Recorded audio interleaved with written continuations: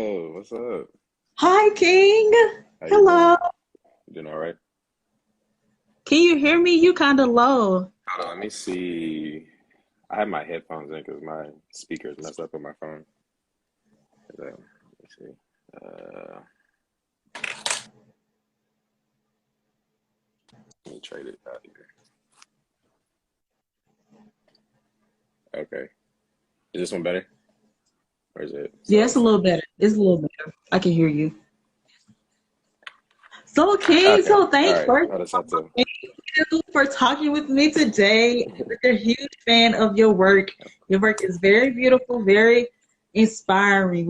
This is what the world needs. We need more people like you to encourage. We need the encouragement, especially during these hard times, King. Yes. Right. I You appreciate it. for I appreciate talking it.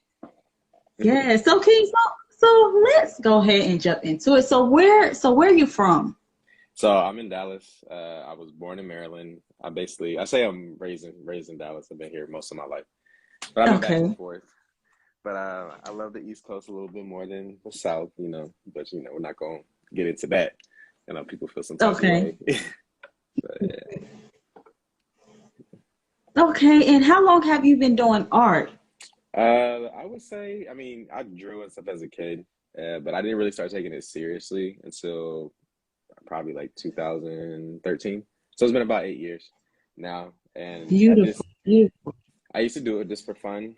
And one of my friends came to my apartment one day. And was like, you should start selling your stuff. And I was like, nah, it's just for me. Like I make stuff for me. Hmm. And they're like, no, like you should sell it at least to see what's up. And it kind of just started to take off after that. And then people started liking what I was doing, and I started revamping my style. And these past couple of years, that's when I started doing more empowerment pieces, more positive representation Yes. stuff. So, you know. Yes, King. Yes, King. And King, what made you start doing that movement? So 2018, I was like a big transitional year for me.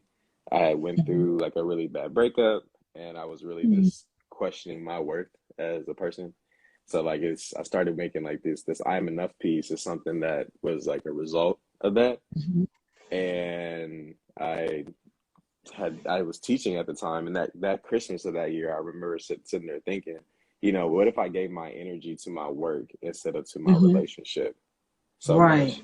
And I spent some time creating new pieces, and I went to a show, and I'll never forget. I met these two black women there, and they were talking about two of my pieces that I did, and one of them was like a little girl that she had like a little afro, and she's like holding like an Elmo doll, and the other one was this other piece Mhm. I call Isaiah, and it's like a boy that's like sitting on like laying on some books.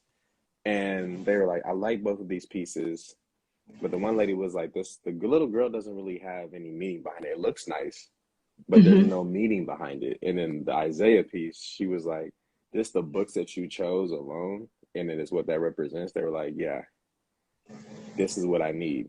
And it is something this it clicked. So then I started just making more and more stuff that actually had more of a purpose. And then I started doing more research about things that I was interested in that I felt like the world was starting to kind of like lack in a way. So this, and one of the things that I saw was how we don't have a lot of positive representation when it comes to So Black true. people.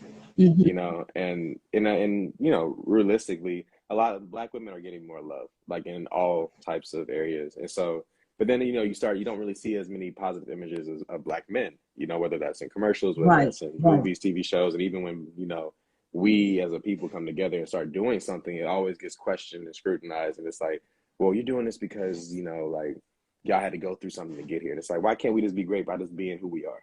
In the normal everyday things. Right. So that's how everything kind of just started rolling. Absolutely, King. Absolutely, King. And King, how did you know that this was your calling? This was your Uh, purpose on Ooh, I feel like that was a more recent thing. That's something that it? I would, for a long time I was pursuing medicine. That was what I went to school for. And I taught for the past 5 years. So that was, teaching and working with kids has always been like working with kids was always something I wanted to do. Even going into the medical field, that was my idea. And Mm-hmm. I would always create artwork like during test days, after school, stuff like that. And Mm-hmm. some of my students, they would, they would see me working on something. I was like, oh yeah, this is what I'm doing. But then I would say when the pandemic hit, like right before that time, I was at a point where I was just really like, I need to change. I need something different. And my artwork had started getting to a point that people were receiving it well and the messages that it had. So I was just like, okay, well, I might be on to something here, a little bit. And then it's things that started to kind of just like fall into place. And I feel like God has kind of lined things up along the way. And it was just like medicine was a cool idea and it's good, but you're getting one of the things I Mm. remember thinking the most was when you tell somebody what you do, that reaction they Mm. give you. And it's usually when you tell someone, oh, I'm a doctor, people are like, oh my God, you're a doctor, da da da. And then when I told somebody that I was like a biology teacher, I got the same reaction I thought I would get as if I told someone I was a doctor. So I was like, I'm not doing this for the right reason. I don't want to go to medical school for the right reasons. And then like as I started to look into what, like, you're trying to figure out what you're supposed to do. And that's when that whole thing of like trying to create work that meant something that really just kind of the mesh and made sense and how people Right. received it. And just everything started to really just fall in line and made sense along the way. And it's like, I'll get messages from people that might have got something that were like, man, I really needed this piece today, or I needed this shirt, or I love what you did with this. We need more of that. And it's always, it might not be a bunch of people, it might just be one or two, but like that, those one or two people, just like the fact that you did something that impacts them so much, they took time out of their day to be like, hey, I just want to let you know what you did meant something to me.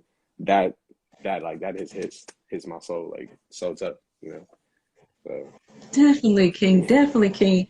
And can you tell me how important it is to have self-love mm. and really, know who you are and accept yourself? I mean, it's everything. Especially now, I feel like people are starting to understand that concept. Especially with the pandemic, or like woke up a lot of people realistically, and because life is so short. And I remember having conversations with my mom and some of my friends that it's like a lot of times we're doing something that because like, we're trying to get to that point of self love. Right. We're taking one day out of the week for a self care Sunday or a wind down Wednesday. You might take one trip out of the year because it was like, oh, I had a week off. But realistically, it's like you have to take care of yourself every single day. And Mm. your body gives you signs and your mind gives you signs if you're awake. Because I remember thinking, like, it gets to a point that I was waking up, you know, hating going to work. And it wasn't Mm. because of the kids, like the kids, I mean, sure, they can be stressed with their kids. I get that. But it was everything else. It was the administration, it was the faculty, it was even coming up with lesson plans and figuring out what to do. And then like you get through the week and you're so happy for the weekend. It's like, yeah, finally the weekend. And then you look up it's Sunday at 5 o'clock and you just feel that same stress and like anguish as you did waking up in the morning. And that's when I knew it was like, I don't love this anymore. My heart's not in it. And going here and Mm. being here is taken away from just my own personal joy and happiness. And you have to come to a point that you have to choose yourself at some time, because if you don't, nobody else will, because you'll be stuck in that same cycle doing the same thing over and over again that you don't like to do. And that's, and Absolutely. And what I love what you said is you have to choose yourself.